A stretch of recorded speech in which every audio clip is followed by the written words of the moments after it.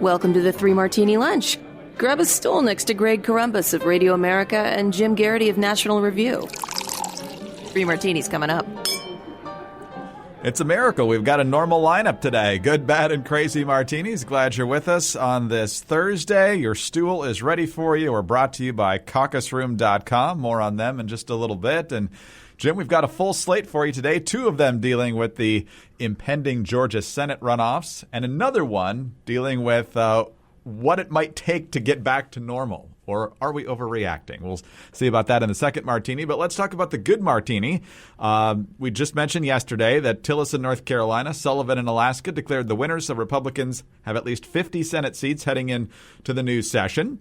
And there are 2 seats left outstanding, both in Georgia. Kelly Loeffler against Raphael Warnock, and David Perdue against Jon Ossoff. And so they're going to be tight. The state is going to be carpet bombed by ads from now until January 5th. But there is a lot at stake here, and it does matter that Republicans win at least one, and preferably both of these races. And I have a feeling that given who's going to show up, there's probably not going to be a ton of ticket splitters. So Republicans, get out there and make your voice heard. But Louisiana Senator John Kennedy was on the Fox News channel and made it very clear what's at stake in these runoffs, especially when it comes to who controls the U.S. Senate. If Speaker Pelosi and Senator Schumer and Senator Sanders and Congresswoman Ocasio-Cortez win in Florida, Georgia, you've got nothing to worry about unless you are a taxpayer, a business owner, a parent, a cop, a gun owner, a person of faith, or an unborn baby. You've got nothing to worry about if they get control of the United States Senate unless you care about the American dream. You've got nothing to worry about if they get control of the United States Senate unless you believe in more freedom as opposed to more free stuff. And that's what's at stake. It is what's at stake. And, Jim, we talked about how Joe Manchin said he wouldn't kill the filibuster. But there's way more to what happens in the U.S. Senate over the next couple of years than just that, obviously. The Senate Majority Leader gets to decide what comes to the floor. They can try to pick off 1 or 2 Republicans to get some major pieces of legislation done, which we would heartily disagree with in virtually every circumstance. And so these Georgia races, while Georgia voters are going to get really tired of all the ads probably, they do matter, and they matter a lot.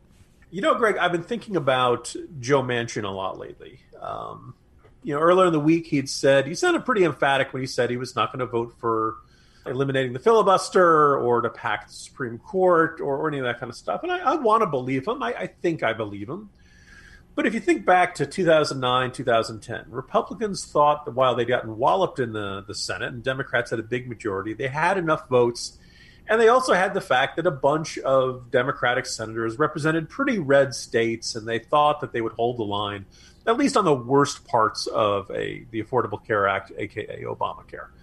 And then we remember the Cornhusker kickback, and then we remember the Louisiana Purchase. When you're the majority, you have a whole lot of goodies that you can offer somebody in your party if they're starting to get reluctant. You also have a lot of ways to twist their arms. You have a lot of ways to threaten them. So I don't know what Joe Manchin wants out of politics. He's going to be pretty powerful anyway it shakes out. But, maybe Chuck Schumer says, hey, we can give you a committee chairmanship that the other side won't give you. We can, allow whatever your perfect legislation is, whatever your perfect deal is, we can get that into the legislation if you fold with us on this. If, Republicans win one or preferably both of these Senate seats, then, all of that scenario we don't have to worry about that. There's no reason to be concerned that Joe Manchin might, I don't know, you want to put some sort of image of the snake tempting Adam and Eve or something like that. Chuck Schumer is not going to come along and say, hey, we can give you that committee chairmanship and the legislation you want for your home state, or something like that. This closes the door on that. And the other thing which is worth noting is, if you think 50-50 Senate, it's not going to be that bad. Look, back in 2000, the Bush administration started with a Republican Senate, and then Jim Jeffords of Vermont decided, hey, I want to be a Democrat now, over the Northeastern Dairy Compact. And Greg, if there's any issue that you think of as really the most consequential of that era, it must be the Northeastern Dairy Compact, don't you think? Absolutely. Jim Jeffords got a Profiles in Courage Award for switching parties. Most people these days would say, Jim Jeffords? Who? Yeah. So anyway, just keep that in mind. I don't think anybody who's in either party looks like a particularly strong candidate to switch parties right now, but you just never know. And it's one of these where a 52 to 48 Senate really doesn't give the Republicans too much reason for worry. A 50-50 Senate, then you just don't know what's going to happen, and it depends on who's sick that day and whose plane was late and can they get into Washington. Life just gets a lot more complicated for Republicans if they only have 50 seats. Yes, young listeners, there was technically a Republican senator from Vermont this century. Now, I say technically because Jim Jeffords didn't spend a ton of time voting for Republican issues along the way, but he did caucus with the Republicans until just after the tax cuts passed in the spring of 2001. So it wasn't that long ago, but I think it's going to be quite a while before there's another Republican senator from Vermont. But we will see. But yes, I mean, obviously all the issues that John Kennedy laid out there are critical. I think he crystallized them well. And depending on who's got the majority and who's got maybe even a 1 or 2 seat buffer there is very, very critical as well, because we're already hearing what the Biden administration is planning to roll out, and it's not what conservatives are going to want to see enacted. And so having a place in the process to basically bring all that legislation to a halt is going to be critical. And no one's better at making stuff die in the Senate than Mitch McConnell. So let's give him the chance to do that, Georgia. You can do it. We're confident. All right, let's talk about Caucus Room here. And it's one thing to listen to podcasts about politics. And I would say that's a very important one thing to do, is to listen to podcasts about politics, especially this one. We love that you do it. But there's also a time to do something about the valuable information that you get from folks like us. In an age where conservatives are silenced and censored, it's time to speak up and it's time to take action. But luckily, there's now caucusroom.com, which is an online community exclusively for conservatives. Caucus Room is an online community for conservatives to gather, encourage, and engage locally. Now, only real people who are verified conservatives can become Caucus Room members, but Caucus Room will never share your information with anyone else ever. The sign-up process ensures that you're communicating with real conservatives in your area and interest groups, not bots or trolls. Caucus Room allows you to engage with your neighbors. You have no idea how many conservatives are hiding in your neighborhood. It's a great way to get engaged on issues where you can make the biggest difference, and that means locally. You might not feel emboldened to put a yard sign in your yard, this past year or in the coming years, but if you knew there were more conservatives in your area, you might all feel better doing it together. At Caucus Room, you can participate in live virtual meetings that are so secure, the platform played host to more than a dozen virtual Republican Party conventions this year. You can also share news, jokes, and find ways to get involved with causes near you, all without fear of Silicon Valley overlords stopping you. Caucus Room is made by conservatives for conservatives to get organized locally, take action, and make a difference. So join caucusroom.com. That's caucusroom.com today. Caucusroom.com. All right, Jim, let's move to our bad martini now. And the good news, of course, on COVID this week is that Pfizer has a vaccine that is more than 90% effective. And there are other companies who seem to be close and having success as far as we can tell with their clinical trials. And we'll find out, I'm sure, their official results fairly soon. But the question, of course, is how to re-enter what used to be normal. Can we get back to normal? And what's that going to look like if we do? Well, Ticketmaster has perhaps broken the mold here on how they're planning to get back to normal. And let's just say it's making more than a few folks very uneasy. Billboard.com actually broke this news. And so it says Monday's news that pharmaceutical company Pfizer's early results on a new COVID-19 vaccine show a 90% efficacy rate on an initial clinical trial have given concert professionals hope that the business can start mounting a return in 2021. As part of that preparation, Ticketmaster has been working on a framework for post-pandemic fan safety that uses smartphones to verify fans' vaccination status or whether they've tested negative for the coronavirus within a 24 to 72-hour window. Many details of the plan, which is still in development, will rely on 3 separate components: the Ticketmaster digital ticket app, third-party health information companies like Clear Health Pass or IBM's Digital Health Pass, and testing and vaccine distribution providers like LabCorp and CVS Minute Clinic. Here's how it would work if approved. After purchasing a ticket for a concert, fans would need to verify that they have already been vaccinated, which provides approximately 1 year of COVID-19 protection, or test negative for coronavirus approximately 24 to 72 hours prior to the concert. The length of coverage a test would provide would be governed by regional health authorities. If attendees on a Friday night concert had to be tested 48 hours in advance, most could start the testing process the day before the event.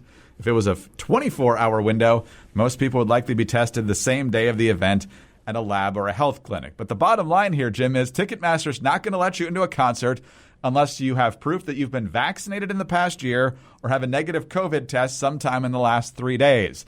I don't know if this is going to start a trend in this direction, but if the ticket to get back to normal is presenting your papers, so to speak, on your vaccination or antibody status or your negative COVID test, there's going to be a massive backlash here, and it's not going to be pretty. Yeah, look, anytime you got to show your papers in some sort of way, it has really unfortunate connotations. Two thoughts that come to mind. The first is about the test, the idea of having a negative test. Look, I know some places are, including some states, say before we allow you into the state, we want you to have proof of a negative test or something. A couple of weeks ago, I was able to take a test. Everyone has said I've been very negative regarding the coronavirus all this year, and I'm pleased to say that that's been medically determined as well. Thankfully, came back negative. But I tested, I want to say on a Monday. I think I got the results back on a Wednesday afternoon, late Wednesday afternoon. Now, all the tests can tell me is that the time they do the test on Monday is that you don't have the coronavirus. It's entirely possible, thankfully seemingly not, that between Tuesday and Wednesday I could have caught the coronavirus. I could be walking around having been infected and potentially contagious and not know it. And that walking around holding up this negative test, which is perfectly accurate. And by the way, there are some tests that have error rates. This is one of those things. The idea of saying, well, we need people to show proof of a negative test.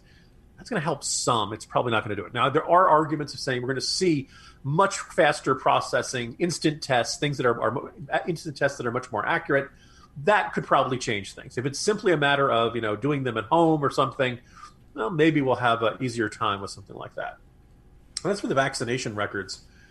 I can understand why they're doing this. A couple of days ago, maybe a couple of weeks ago, Michael Bay, who's arguably one of the greatest directors of all time, if you like explosions, has a film coming out called Songbird, in which it's a dystopian sci-fi set in the year 2024, where the SARS-CoV-2 virus has mutated and the pandemic has gone on for 4 years. I don't recommend watching the trailer if you're currently upset by what's going on in the world right now. It's very dystopian. The people who are sick are forced into quarantine camps, brutal restrictions, and basically they're left there to die. And it's America's a police state and all that kind of stuff. There's no indication we'll ever get to that. But the idea that, well, no, you haven't gotten your vaccine yet, you're not allowed to attend this concert, you're not allowed to, at some point conceivably, you're not allowed to go into this building, you're not allowed to go here. These are restriction upon Americans' liberties we've never seen before, and doing it in the name of medical health isn't really that much more justified. I'm hoping that whatever concerts by the way, if you're going to do a concert, don't do the concert in February. If it's going to take a few months for this to get out to the general population, maybe we're thinking like May, maybe June, summer, stuff like that. In other words, the idea of, hey, concerts are back, but we've only been able to vaccinate, let's say, 20% of the American population. Well, people are going to be understandably very upset about that. I think this would exacerbate the tensions about who gets the vaccine and in what order. So I understand why Ticketmaster's thinking this way. There's some really unfortunate implications of all this. And I think the more we go through this pandemic, the more trust in the government to manage these sorts of things in a fair and understanding way keeps eroding. So Ticketmaster, you got to be really careful with stuff like this. But the question now, do the airlines pick up on this? Other places that you would kind of need to go to but are going to drop the hammer on this? And the other thing that I wonder, especially with folks like Cuomo and Whitmer and other people who love to have the power, are they going to mandate people get the vaccines? Because that's another area where I can imagine a lot of pushback. Yeah, again, by the way, as of just a few weeks ago, Kamala Harris was saying, well, if Trump comes out with a vaccine, I don't trust it. right? Now, there was but the whole idea that Trump was going to rush out a vaccine before Election Day, well, we're now more than a week from Election Day, so that prediction turned out to be paranoid conspiracy mongering. The vaccine, will be coming out. It's going to be completely verified by all kinds of health experts, the FDA. I really don't like this talk from Cuomo, and I think it's probably Newsom who had these comments along these lines, that, well, we don't trust the FDA. We don't trust these big pharmaceutical companies. We're going to wait for our own experts at the state level to verify whether this vaccine is safe. Look, this really should not be supremely controversial. And you'd like to think that people who, recognize the danger of the coronavirus and who want to not have to live with that danger of the coronavirus, even if they are at a extraordinarily low risk category, the idea that you don't want to pass this on to your parents or your grandparents or your elderly neighbor or anything like that. You'd like to think that the anti-vaxxer philosophy would remain fringe. If politicians keep making comments along these lines, well, it kind of adds a little fuel to the fire there. So this is, it's been an extraordinarily disappointing year. 2021 is a chance for us to get a fresh start on all this stuff, and I could deal with a lot less paranoia as we try to work our way out of this pandemic. Yeah, you got to love it when the party of science says, I'm not sure I trust that FDA, but if my party gets to decide who runs the FDA, then I think it'll be accurate and we can all trust it. That builds confidence. Hi, I'm Sarah Carter. On every edition of the Sarah Carter podcast, I say we're taking back the story, and that's exactly what we have to do. Whether it's the Russia hoax, the relentless attacks on President Trump, pretending Antifa doesn't exist, or covering up for the repressive Chinese government, the mainstream media isn't interested in the truth. It's up to us to uncover the truth and share it with others. Please join me in taking back the story on the Sarah Carter podcast. Subscribe on Apple, Spotify, or wherever you get your podcasts. Let's talk about our crazy martini now and back to Georgia. We're going to be talking about Georgia a lot here in the next few weeks, I have a feeling. But, Jim, we mentioned this in passing the other day. Tom Friedman, of course, is a New York Times columnist. He thinks he's a genius on the Middle East. I think that's very much in doubt. But he's decided to weigh in on domestic politics here, which, of course, is his right. But it doesn't mean he's very smart. He was on with Chris Cuomo, CNN, the other day. I think this was Tuesday. And he has decided that because these two Senate races are so critical for the Senate majority, and if there's a Biden presidency and a democratically controlled House and the Democrats can get the Senate, we can finally accomplish all these things we've always wanted to accomplish. Well, he's got an idea for how to make that happen. Democrats, just move to Georgia for a few weeks, vote, and then go back home. I hope everybody moves to Georgia, in the next a month or two, registers to vote and votes for these two Democratic senators running against, incidentally, two Georgia senators, both of whom were investigated for what? For getting a briefing on the coronavirus and then selling stocks before the public was aware of that information. Both of them were investigated for that. Yeah, and both of them were cleared. So thanks for bringing that up, Tom. So, Jim, what do you make of this? A lot of folks on Twitter, and you don't necessarily know who you can believe on Twitter, saying that's absolutely vote fraud. Other people are saying it's all hands on deck here. So, A, do you think this is going to happen? And what do you think of an idea like this actually getting airtime on what used to be a respectable place like CNN? So we want to get lots of people moving from one state to another right as the pandemic is getting worse for winter. Is that the plan there, Greg? I guess so. Second thought, my folks live in South Carolina, but we go across the border into Savannah usually at least once a year. Georgia's a kind of a nice state, folks. If you want to move there, the real danger is you might stay. It's actually a really nice place to live, whether you like big city Atlanta or the historic Savannah, maybe some, more picturesque small towns. The real danger is you may end up having these people move and stay there. But by the way, here's the thing. I guess one question I would put to any Democrat thinking of doing this: does this strike you as fair? Do you think we don't like it when, say, people who split their year between New York and Florida? And Florida likes to check on people to make sure, and New York likes to check on people. If you're only supposed to be registered to vote in one place. If you vote in two places, obviously that's a crime. But let's say you don't, let's say you spend more of your year in New York than in Florida, but you choose to vote in Florida because Florida is a swing state and New York is not. Is that fair? Right? Is the idea that you should vote where you live, is that really this, a terribly controversial concept in our politics?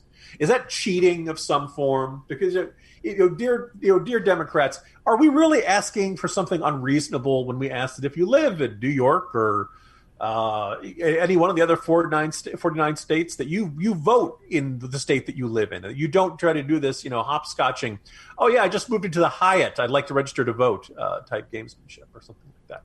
I don't think people will do this in significant numbers to swing the election. Let's remember that Purdue was, he was below 50, but it was not really that close. It was, a margin that very hard to imagine it. And also, if you see, convoys of moving trucks moving into Georgia, I don't think that'd be the sort of thing that'd be tough to hide. And I also don't, again, I think the expense of moving is pretty significant. Could you probably be able to use a hotel as your permanent address when registering to vote in Georgia? I'm trying to think how you would swing that. Maybe you need an extended stay type place or something like that. Maybe Airbnb sort of thing. But anyway, again, it just kind of indicates how important these folks believe, the election laws must be followed. And then, of course, no, but you can move around from state to state and vote as often, anytime you like. Kind of ridiculous. And, Tom Friedman should know better. But my expectations for Tom Friedman evaporated a long time ago. The world is flat, Greg. So he says. Jim, I believe it was Bobby Kennedy that became a New York senator living out of a hotel room. So if a candidate can do it, maybe the voters can. I certainly don't recommend it, though. Let the people of Georgia decide. When Ossoff ran for the House, didn't he not live in the district? Well, that varies from state to state as well. I don't know what the exact rules on that. But here's residency for Democrats is just there. That's right. Run wherever you want, vote wherever you want. Wow. Did Ossoff ever marry that girl? I know he said he was going to, but that's the other thing. And boy, if that wasn't a fantastic romantic comedy gift, romantic comedy screenplay idea, or alternately, there's your Hallmark Christmas movie. All of a sudden, the press got questioning about why he'd been dating her for more than a decade. We are going to know more about these four people than you ever wanted to. You're going to know more about them than your actual neighbors. So just get ready. Jim, it's going to be fun, hopefully. See you tomorrow. See you tomorrow, Greg. Jim Garrity, National Review. I'm Greg Corombos of Radio America. Thanks for being with us today. Don't forget about our friends over at caucusroom.com. And also, please subscribe to the 3 Martini Lunch podcast. We love those kind reviews and your 5-star ratings. Also, remember, you can get us on your home devices. Just say, play 3 Martini Lunch podcast. Have a great Thursday, and we'll see you Friday on the 3 Martini Lunch. Hi, it's Dana Lash, host of The Dana Show. Every day, I'm here to keep you up to speed on the most important stories and info that you need to know in your very busy life. And if you're always on the go and you want to stay connected, just download our daily podcast and take it with you. It's a great way to get up to speed on what you need to know and what legacy media may not be telling you. Visit danaradio.com and click on the podcast link or subscribe at iTunes, Spotify, or wherever you get your favorite podcasts.